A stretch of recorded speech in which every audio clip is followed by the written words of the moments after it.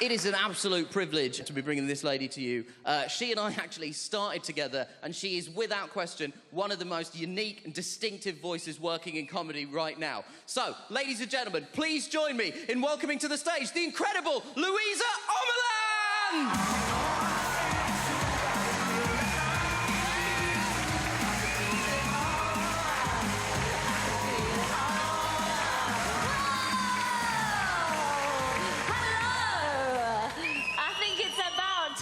To kill that party spirit, don't you? Let's talk about mental health. Yes, sir. Brace yourself, bitches. We're about to talk about depression. It's gonna get sexy. Cronk, cronk. I remember having a time where I felt really low.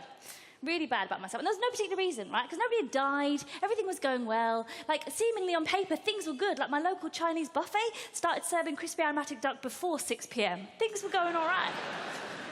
But for some reason, I couldn't shift this feeling of, like, isolation and sadness, and I thought, I need to tackle this head on. And I was living with my mother at the time. My mum was amazing. My mum's Polish. She's not a cleaner. Don't be such a racist. Why would you say that? That's so racist. She should be. She's a very good one. My mum was amazing, right? My mum came over to England like 35 years ago. We were here first. Don't blame me for the influx. She came over a long time ago. And actually, I was born here. And my mum tries to be like, oh, you know you're Polish too. And I was like, I was born here. So like, I'm British! I'm British! Get out of our country! It's adorable.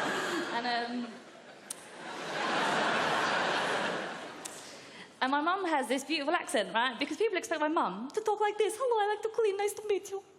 But she doesn't. She talks like this.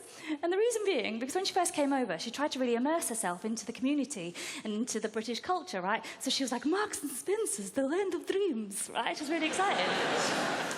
So what she used to do is she used to listen to a lot of BBC Radio News. But this was back in the day when they had those boring, same old accents. They don't have all the beautiful dialects that you have now. So my mum learned to speak English. So now, instead of speaking like this, hello, she talks like this, but she always gets her English completely wrong. So you can still tell she's a massive immigrant. But I had to do something, right? Because I was crying constantly. Like, I couldn't stop crying.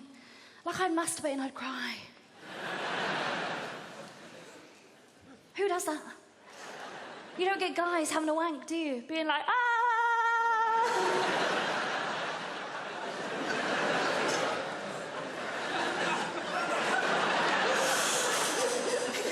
I don't know what to do anymore. I don't understand it anymore. What do I do with myself?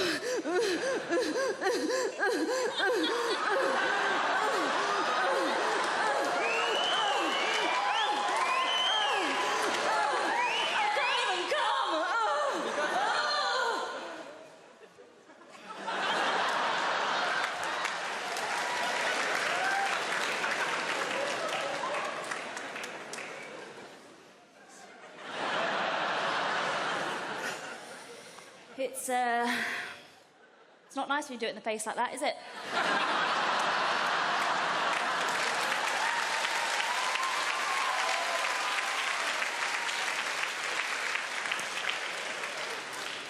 So I started taking the antidepressants, right? And the weirdest thing happened. I stopped crying. I was like, what? I was like, Mum? Mum? I'm not crying. John Lewis advert is on, I'm not crying. Nothing. I was like, oh, these drugs are good. It didn't last long. I just went on Rightmove and looked at property prices in the 1990s and it was, It's a bit of a weird gig for me, and I'll tell you why. I want to talk to you about my mum. My mum's amazing. My mum's a legend, right? I told you she's Polish. And I lost my mother recently. I didn't leave her in Waitrose. Could the bloody immigrant in R4 come back to the service desk? And she went. And she got stage 4 stomach and bowel cancer by the time they found out, right? And they said, it's inoperable, we can't do anything. But you can't do anything until you see an oncologist. And that's going to take 4 to 5 weeks to see somebody by the time we get all your tests. And they sent her home with Calpol, because she's clearly 4 years old and has flu, right? So they sent her home with Calpol. Now, my mum was in so much pain, I was like, what do I do? And they were like, well, if you need anything, call 111. And I was like, 111, that's who you call when you're drunk and want a free lift home. Like, what the fuck? How do I help my mum, right? And so I had to source alternative pain relief for my mum. And I read loads of things online about cannabis, about how cannabis has got medicinal properties. And I don't do drugs. I've never done drugs, right? I drink 2 Smirnoff Ice. I'm like, what? Right, I've never really figured it out. And so I started looking about cannabis oil. But it's not the easiest thing to locate, because you can't really, I learned, post on Facebook, guys, does anybody know how to get hold of some cannabis oil so I can help heal my mum of stage 4 cancer? Question mark, smiley face. Nobody really answers, guys. I actually ended up getting hold of cannabis oil. And here's the thing about cannabis oil, you only need a tiny bit. But if you put it in your mouth, you get really high. And my mum was like, I don't want to be Rocky. I was like, Mum, stoned. Very different. So I started making suppositories for her, where you have to use a tiny amount of cannabis oil and you have to mix it with something that will blend with it, right? So I was using coconut oil. So I'm there mixing cannabis oil with coconut oil and I'm putting it in the freezer and I'm trying to make it freeze and I'm doing all these bleeding suppositories in my kitchen. I feel very much like Breaking Bad, but I don't know what I'm doing and you can't Google it. And I tried to call 111, but they're friggin' useless and they're giving me Calpol from the doctors, so I don't know what to do. So I'm there going, okay, my mum's got cancer, I'm going to save her, I'm going to help her, right? I'm going to make these suppositories. But the problem with coconut oil is, mate, is it gets all over your fingers, right? It's all over your fingers. So you try and put it in, it's all over your fingers. You've lost half the goodness, right? So it's a waste of time. Do not use coconut oil. What you need is cow butter. Yes, this is very middle class, mate. You need cow butter to mix with cannabis oil. And you freeze it. And I gave it to my mum. It obviously didn't cure her, but it eased her pain relief. And when we went to the doctors, I was like, let's tell them, but let's break it in gently that I've got you on this Class A illegal substance. So let's just wean our way in.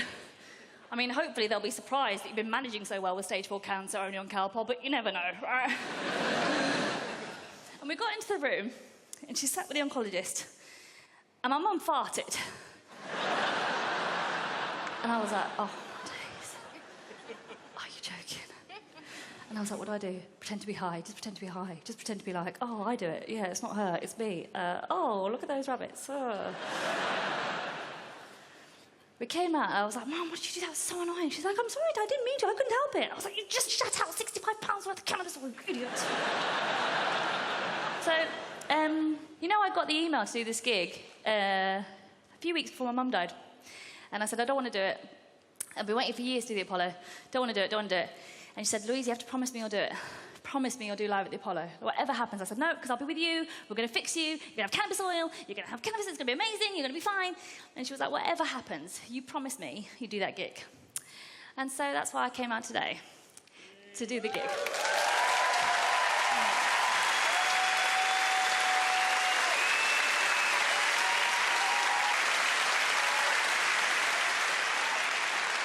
So thank you for having me. I'm Luisa Omielan.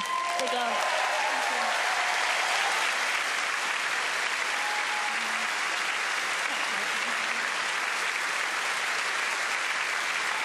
Luisa Omielan!